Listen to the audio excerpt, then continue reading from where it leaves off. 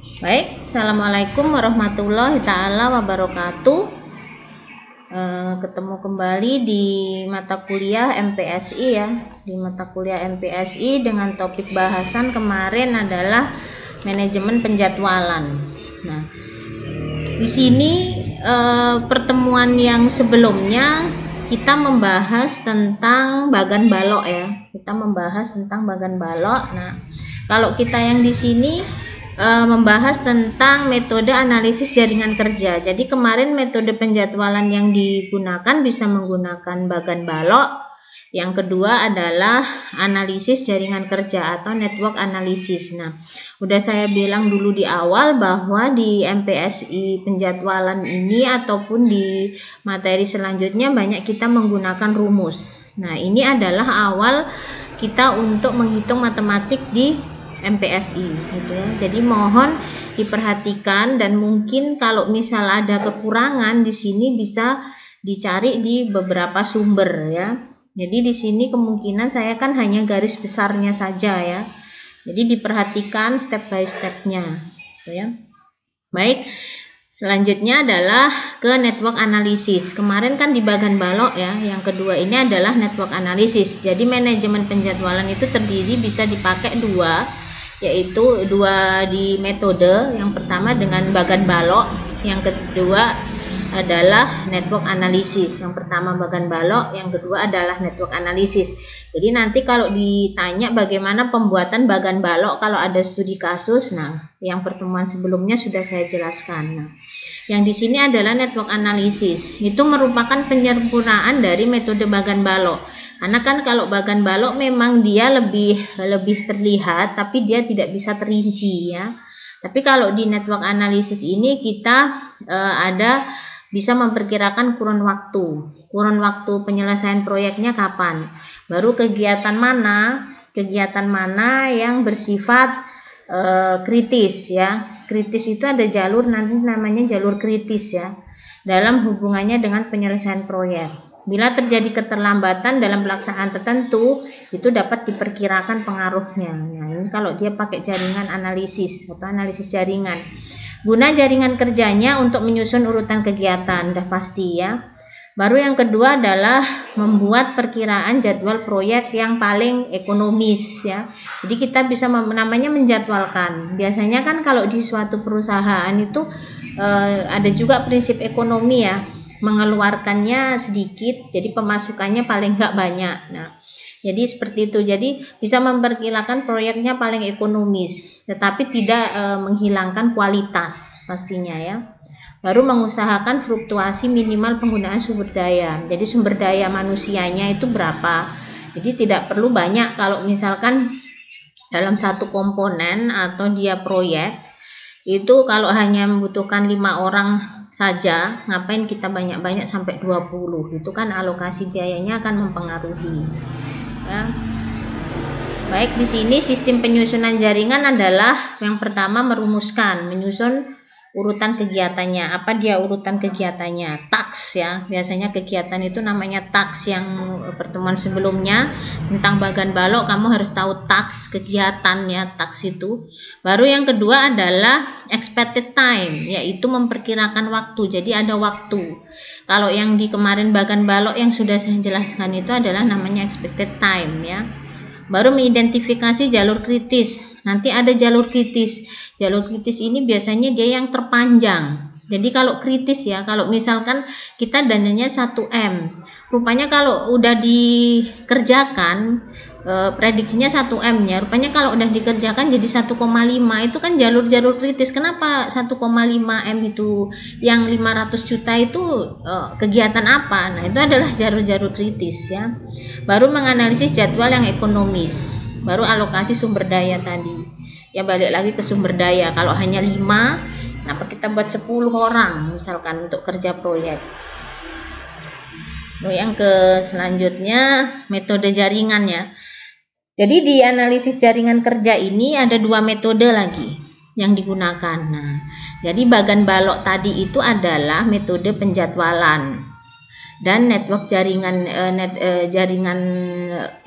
network atau dia analisis jaringan, analisis jaringan kerja ini tadi itu adalah yang kedua. Nah, rupanya analisis jaringan ini terbagi lagi dua, yaitu metode CPM dengan PERT ya. Jadi nanti kalau ditanya bagan baloknya apa, terus buat jancatnya seperti apa, buatlah metode jaringan kerjanya. Jadi banyak nanti yang dipertanyakan ya. Jadi kalian harus sering belajar. Jadi di sini adalah metode CPM. CPM dengan PERT ya. CPM dengan PERT ya. Di sini ada dua jaringan kerja. Jadi yang saya bahas di sini yang pertama adalah saya balik aja karena dia yang lebih sederhana adalah nanti di PERT ya. CPM lebih panjang lagi. CPM kita buat ke video selanjutnya ya. Baik, di sini ada metode PERT. Saya ambil dulu yang metode PERT-nya. Nah, ini metode PERT. Nah, secara garis besar metode PERT dan CPM tadi yang dua tadi itu adalah membantu penjadwalan, udah pasti. Agar terancana pengawasannya bagus, perencanaannya bagus sehingga tercapai efisiensi kerja. Baru CPM itu mengusahakan optimalisasi biaya total untuk jangka waktu penyelesaian yang bisa dicapai. Kalau CPM itu dia lebih detail lagi ya. Jadi bisa nanti menghitungnya, ada jalur kritisnya, ada rumus lebih detail di situ gitu. Selanjutnya kalau manfaatnya ya, manfaat per CPM bisa juga kalian dapatkan di beberapa sumber ya, bisa didapatkan di beberapa sumber. Di sini ada garis besarnya yaitu memperoleh logika ketergantungan atau logika kegiatan. Jadi logikanya kegiatannya itu A, B, C, D ya. Kenapa ada kegiatan X ya? Nah, ini yang masuk logika aja kegiatan proyek ya. Jadi kalau nggak masuk logika itulah nanti yang kena ke sejenis istilahnya kalau nanti proyeknya gagal atau tidak masuk logika itu pasti nanti ada pengusutan dana. Nah, itulah yang sering terjadi adalah proyek gagal ya. Yang kedua dapat mengetahui bahaya atau keterlambatan proses pengembangan sistem. Jadi bahayanya itu ada, bisa dilihat dampaknya. Baru yang ketiga dapat dilihat kemungkinan perubahan jalur proses. Ya, jadi jalur-jalurnya itu ada terlihat ya. Yang keempat adalah dapat dipelajari kemungkinan percepatan dari salah satu atau beberapa jalur kerja. Jadi jalur-jalur kerja ini di PERT sama CPM ini terlihat ya. Tapi kalau di balok mungkin hanya sebatas itu yang kita lihat ya, hanya waktu sama kegiatan. Tapi kalau yang PERT sama CPM ini, apalagi yang CPM ini terlihat dia percepatan kegiatannya ya. Apa sih yang ada di dalam kegiatannya itu? Yang kelima dapat diketahui batas waktu penyelesaian. Langsung aja, ini definisi metode PERT ya. Ada activity, jaringan kerja, event, path ya. Path itu jalur ya, jalur kritis. Nah, nanti ada di metode CPM ini ada path sama critical path atau dia jalur kritis. Jalur kritis itu kenapa kegiatannya itu kok bisa sampai melampaui batas atau dia kegiatannya itu tidak masuk akal. Nah, kenapa seperti itu? Nah, di sini namanya ada jalan atau jalur kritis atau dia critical path. Nah, saya bahas dulu yang metode PERT. Jadi nanti kalau ditanya atau ada soal kerjakan dengan metode PERT, kerjakan dengan bagan balok, kerjakan dengan CPM, itu harus tahu membedakannya. Nanti jangan terbalik, PERT diganti CPM, CPM diganti PERT ya. Nah, selanjutnya adalah yang PERT ya. PERT adalah model jaringan grafis yang menggambarkan tugas-tugas proyek dan hubungan antara tugas-tugas. Kalau PERT digambarkan dalam bentuk tugas atau kegiatan yang terhubung. Jadi bentuknya dia grafis ya, bisa kotak-kotak, bulat, terserah. Dia bentuknya jaringannya grafis, terlihat menggambarkan tugas-tugas proyek dan hubungannya antara tugas-tugas tersebut. Apa dia tugasnya? Contoh ya. Ini saya ambil dulu definisinya atau dia keterangannya dari karakteristik PERT ya. PERT ya. Kalau dia jalur kritis itu dia pengembangannya adalah jangka waktu penyelesaian yang lama. Jadi kalau di PERT itu nanti juga akan terlihat jangka waktunya. Penyelesaiannya lama nggak? Misalkan dalam 1 tahun. Rupanya di tengah misalkan di bulan ketiga, belum ke bulan Desember, bulan ketiga itu jangka waktunya lama lagi ke bulan Agustus misalkan. Nah, kenapa dia seperti ini? Ini diharapkan dapat diminimalisasi ya. Di sini kalau di PERT juga ada namanya jalur kritis, jalur yang memakan waktu terpanjang. Namanya proyek. Kenapa dia terpanjang? Padahal dia dialokasikan 1 tahun. Rupanya belum sampai akhir tahun, belum selesai apa-apa. Masih dia penyelesaiannya 40%. Nah, kenapa jalur-jalur seperti ini? Jalur dengan tenggang waktu penyelesaian suatu tahap kegiatan mulai tahap kegiatan berikutnya. Jadi harus tahu ya, kenapa dia ada kritis di sini. Tidak ada tenggang waktunya. Merupakan aktivitas sifat kritis dari jalur kritis. Dalam jalur yang jangka waktu penyelesaian lama dan terbesar diharapkan dapat diminimalisasi. Jadi kalau dananya sekian, molor lagi, siapa yang mau tanggung jawab? Ya kan, dari dana, gaji pegawai, gaji dia proyeknya berapa. Baik, di metode PERT ini saya kasih tahu bahwa di metode PERT itu dia kalau mau menggambarkan, membuat schedule, ini kan masih penjadwalan ya. Di metode PERT itu nanti ada task ini kegiatan, baru selanjutnya yang di sini schedule start, memulai jadwalnya, mulai kegiatannya. Di sini adalah berakhirnya kegiatan ya. Di sini di bawah schedule start ini dia adalah actual start. Dia adalah di sini actual start, keadaan waktu awal sebenarnya, waktu awal yang sebenarnya. Tetapi waktu awal yang terakhir, waktu terakhir yang sebenarnya ini namanya actual finish ya. Jadi ini yang dijadwalkan, ini kan dia kegiatannya ya, task itu kegiatan. Berarti ini awal kegiatannya ya, yang diskedulkan, yang dijadwalkan, awal schedule, awal penjadwalan kegiatannya kapan ya. Berakhirnya kegiatan dijadwalkan kapan. Tetapi aktual startnya, tetapi kenyataannya mulainya bukan seperti ini. Nah, jadi ini kenyataannya seperti apa? Bisa sama, bisa lain ya. Jadi schedule pertamanya penjadwalan, namanya kita menjadwalkan dulu mulainya kapan. Rupanya aktual startnya, rupanya kenyataannya dimulainya kapan. Nah, begitupun di sini. Kalau dia finishnya dijadwalkan itu kapan, tetapi finishnya yang kenyataannya dia kapan, bisa sama bisa berubah ya, bisa sama bisa lain. Ini dia definisinya. Ini dipegang dulu, ini model dari PERT itu seperti ini dihafal. Schedule start, schedule finish, actual start, actual finish. Nah, bagaimana cara merancang metode PERT-nya? Misalkan ada tugas, rancang dengan model metode PERT ya.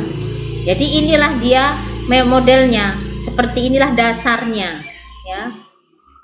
Cara pembuatannya gimana? Saya contohkan seperti ini. Inilah dia kalau kamu menggambarkan metode PERT ya. Jadi kalau ditanya misal ada kasus kegiatan ini atau buatlah rancangan dengan metode PERT kegiatan membangun proyek properti misalkan. Nah, ini saya contohkan, ini gambaran dari metode PERT. Contoh yang dari rumus ini tadi. Task, schedule awal, schedule akhir, baru aktual start atau dia kenyataan kegiatan jadwalnya dengan kenyataan dia selesainya. Ini dipegang ya. Nih, project ini, kata-kata ini, kalimat ini, project initially primary investigasi, ini tergantung kegiatannya, tergantung soal yang diberikan nanti, apa dia kejadiannya, apa dia proyeknya. Ini saya contohkan, inisialisasi project. Misalkan ini saya mau membuat properti. Ini pertama yang dibuat adalah project inisialisasi. Kalau digambarkan di sini tasknya, nama tasknya kemari, project inisialisasi. Baru yang kedua schedule start. Schedule start misalkan saya mulai tanggal 5 bulan 3 2021. Baru schedule finish, dia tidak masih belum bisa dipastikan. Jadi ini saya tulis N per A ya. Atau dia no name, atau dia belum ada kegiatannya, belum ada schedule-nya. Baru yang di bawah ini sesuai dari rumus tadi adalah actual start ya. Rupanya dischedulekan tanggal 5 bulan 3 2001, rupanya aktualnya kenyataannya ya kita mulai tanggal 5 bulan 3 2001 ya. Sudah. Baru kegiatan selanjutnya kalau di properti setelah inisialisasi project kita ke bawah preliminary investigasi. Jadi investigasi, pra investigasi. Jadi mau ngapain di situ? Dia memproses, merencanakan segala macam ya. Di tanggal berapa? Ini tadi yang kata-kata premier investigation tadi, ini adalah tasknya. Ingat ini schedule startnya. Berarti bulan 5 tanggal 3 2001. Ini ya tanggal 5 bulan 3 2001 ini sama dengan project analisis ini. Dimulainya sama. Boleh ya. Tanggal 5 bulan 3 2001 ini adalah actual start. Ini adalah finishing start tadi ya. Dia finishing actual finish ya, maaf actual finish di sini. Di sini sudah ada jadwal. Jadi dijadwalkan tanggal 5 bulan 3 2001, masih dijadwalkan selesai tanggal 5 bulan 12 2001 dalam 1 tahun. Ternyata kenyataannya kegiatannya kapan? Tanggal 5 bulan 3 2001. Pas sama, kebetulan sama. Dan terakhirnya kapan aktualnya? Ternyata tanggal 5 bulan 11 dia sudah selesai ya. Tulis di sini tanggal 5 bulan 11 2001 sudah selesai. Berarti apa? Mundur 1 bulan. Berarti proyek itu dikatakan tidak ada jalur kritisnya. Jadi pas lah ya. Walaupun dia kurang 1 bulan, dia paling enggak bisa meminimalisasi budget tadi gitu ya. Baru setelah itu dijadwalkan lagi problem analisisnya. Ini masih gambaran, ini dia pembuatan PERT ya. Jadi kamu nanti kalau kerja di suatu perusahaan pasti buatlah analisis. Kalau anak S1 itu bukan programmer ya, tapi dia analisis. Apalagi kalau di sistem informasi analisis. Buatlah saya gambaran bagaimana sih saya mau buat properti ini. Buatlah dalam 1 tahun ini kira-kira. Nah inilah dia. Kamu buat seperti ini. Ada problem analisis, begitu juga ada rekrutmen analisis. Jadi kata-kata ini sesuaikan dengan yang ini, task ini tadi, schedule task, dan seterusnya. Ya, dan seterusnya sampai implementasi, ya, sampai implementasi di sini. Ya, implementasinya sampai tanggal berapa? Tanggal 12 ya. Ini enggak ada bulan 14 ya, ini bulan 12 ya. 2001 ya. Ini in progress. Jadi gambaran ini saya hanya menggambarkan aja bentuk PERT. Inilah 1 tahun itu properti itu berjalan. Tetapi pembuatannya ini harus sesuai dengan modelnya. Kalau kamu disuruh buat PERT, jadi modelnya yang seperti ini. Schedule start, schedule finish, actual start, actual finish. Nah, ini dia. Dan seterusnya, ini tidak saya jabarkan satu persatu. Saya sudah ngasih tahu atau memberikan contoh project analisis 1, 2, 3. Saya mencontohkan ini. Yang ini dan seterusnya. Ya, jadi bagaimana kamu bisa merancang, namanya anak SI ya, sistem informasi, anak analisis, S1 analisis ya. Jadi bukan S1 programmer analisis. Itu bagaimana kamu menganalisa dalam 1 tahun itu perusahaan tempat kamu bekerja, misalkan di properti besar, buatlah dia analisisnya dalam 1 tahun. Seperti inilah dia ya. Tidak hanya di perusahaan properti ya, semua bisa dipakai. Kalau untuk analisis seperti ini pasti kamu dibutuhkan menganalisis. Jadi bisa kamu menganalisisnya dalam 1 tahun ini seperti itu. Dan ini adalah logik ya. Jadi masuk di akal ya, logikal ya. Masuk di akal sekian. Seperti ini. Recruitment analysis, menganalisis rekrutmen macam-macam itu, mau pegawai, mau segala macam ya. Nah, yang jelas di Premier ini sudah ditentukan ya. Ini tinggal merekrutnya aja ya. Ini di tanggal misalkan tanggal 28 bulan 5. Ini boleh ya. Date dia di sini date, bulan, tahun boleh ya, tergantung. Kalau bahasa Inggris kan lain ya. Dia di sini tahun, bulan, tanggal bisa ya. Nah, ini kalau yang seperti ini tanggal 5 bulan 28 ya, berarti dia tanggal 28 bulan 5. Ya, lebih bagus pakai bahasa Indonesia pun lebih bagus ya. Seperti ini ya, yang analisis tadi ini bisa diasumsikan bahwa tanggal 14 bulan 12. Ya, ini terserah sih tanggalnya ini. Nah, inilah nanti kamu disuruh merancang pertnya seperti apa. Nah, yang kedua adalah ini contoh lagi. Ini pakai bahasa Indonesia ya. Misalkan ya proyek lah ya. Di sini adalah proyek pembayaran SPP ya. Di mana pengerjaan proyek membuat anggaran SPP misalkan ya di suatu sekolah ya. Di sini pembuatan website misalkan untuk pengalokasian SPP. Misalkan yang pertama adalah pengerjaan proyek ini task tadi. Ini schedule dia startnya. Di sini schedule finishnya. Di sini adalah aktual startnya. Berarti aktual start sama schedule start sama nih. Kebetulan dia sama ya. Ini kebetulan tidak sama. Ini belum ada ya. Ini no inisialisasinya belum ada. Baru pengamatan lapangan. Boleh ini kata-kata ini disesuaikan dengan studi kasusnya apa. Kalau kamu disuruh X, misalkan buatlah gambaran PET pada pembuatan website pengalokasian pembayaran SPP di sekolah X misalkan. Nah, seperti ini misal buatnya ya. Yang jelas dia masuk akal ya. Jadi analisis seperti ini yang dibutuhkan dalam suatu pekerjaan ya. Pengamatan lapangan prosedur, misalkan kerja pembayaran SPP mulai tanggal 1 Desember 2013, direncanakan tanggal 9 Februari ini selesai. Rupanya tanggal 2 Februari sudah selesai ya. Ini jadi pengisiannya ini biasanya setelah ya. Ini setelah kegiatan gitu ditulis, setelah kegiatan dia ditulis. Nah, paling tidak kamu sudah bisa menggambarkan metode PET sampai ini selesai analisis sistem berjalan, sampai ini selesai pengerjaan sistem pembayaran SPP. Selesainya di mana rupanya? Di November ya, di November tanggal 1 November udah selesai dan seterusnya.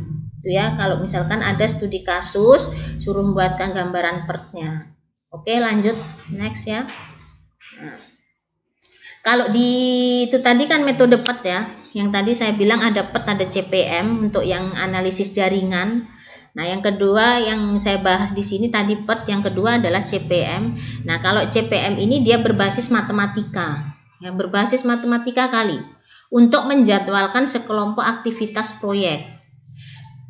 CPM namanya Critical Path Method, merupakan salah satu peralatan terpenting untuk manajemen proyek. Sangat penting ya. Bagan balok penting. Dia PET penting, CPM ini sangat penting ya untuk memanajemen proyek karena di sini perhitungan kita main ya. Di sini CPM. Jadi kalau nanti disuruh buat bagan balok, metode PET, metode CPM, jadi satu soal itu bisa nanti jawabannya banyak ya. Satu soal bisa jawabannya banyak. Kemudian adalah metode CPM itu berbasis matematika ya. Nah, ini adalah salah satu perhitungan untuk metode CPM. Tahapan perhitungan CPM itu adalah pertama menentukan expected time. Expected time itu biasanya adalah waktu rata-rata atau bisa dibilang dia durasi ya. Ya, waktu rata-rata yang diprediksi dalam pelaksanaan suatu kegiatan.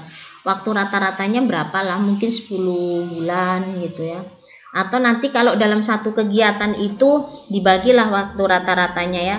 Yang kegiatan A misalkan nanti ya mungkin 4 minggu dalam satuan minggu ya. Nah, jadi nanti mungkin kegiatan B dia 3 minggu, finishingnya sampai apa dia 1 bulan misalkan 4 minggu gitu ya. Berguna untuk mengukur keefektifan waktu pelaksanaan yang dilaksanakan. Nah, dia rumusnya, nah kalau nanti disuruh mencari ET, ini ya, ET expected time itu sama dengan O ditambah 4 kali R ditambah P dibagi 6. Ini keterangannya ya. Bisa nanti dibaca ya, dibaca sendiri, dianalisis. Jadi kalau ini karena rumus bolak-balik aja dianalisis seperti ini. Mungkin di video ini ada kekurangannya, makanya kamu lihat nanti ya analisisnya ya. Tidak semua sini saya berikan ya, karena sudah saya kasihkan slide. Yang pertama adalah O itu adalah optimistic time, adalah perkiraan waktu yang diperlukan untuk menyelesaikan kegiatan. Kalau dia R, ini probable, adalah perkiraan waktu yang paling mungkin, karena waktu-waktu ini istilahnya banyak ya. Waktu-waktu di penjadwalan ini banyak yang pernah saya bilang ya, ini kurang sedikit aja di situ yang dibilangnya adalah waktu yang paling mungkin, waktu yang tidak mungkin itu banyak ya kalau di penjadwalan. Baru pesimistik adalah perkiraan penyelesaian suatu keadaan yang didasarkan pada asumsi bahwa terjadi situasi atau kondisi yang tidak menguntungkan. Ada kondisi yang aneh, kondisi yang tidak menguntungkan, kondisi yang bisa menggagalkan proyek, itu pessimistic time ya.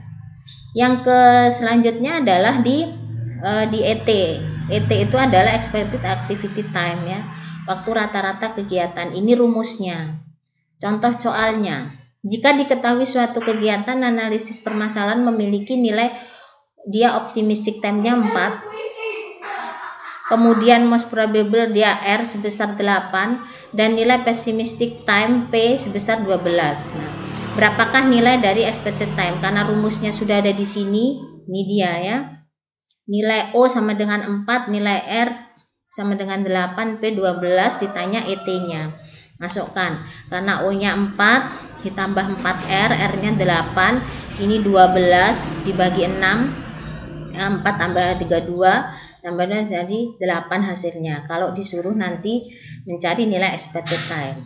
Nah, ini ada studi kasus lagi, silakan dikerjakan di rumah. Mana tahu nanti saya akan menanyakan ini di kuis atau di UAS ya. Ini silakan dicari berdasarkan rumus yang tadi. Baik, yang selanjutnya adalah kita masuk ke forward computation ya. Forward computation ini adalah metode yang digunakan di CPM ya. Jadi di CPM itu nanti kalian disuruh mencari yang ET tadi ya, yang ET. Baru yang kedua adalah bersarang lagi ya. Metode CPM itu ada namanya metode atau algoritma forward computation dan backward computation. Ya, ada 2. Nah, ini akan saya bahas di video selanjutnya. Jadi diserapi, diamati, dianalisis apa yang ada di materi ini. Jadi banyak nanti bersarang. Biasanya satu soal itu jawabannya banyak. Jadi ini salah atas bawah, seterusnya dia salah ya. Baik, gitu aja. Silakan dipelajari. Ya, ketemu lagi di video selanjutnya dengan materi yang sama. Baik, assalamualaikum warahmatullahi wabarakatuh.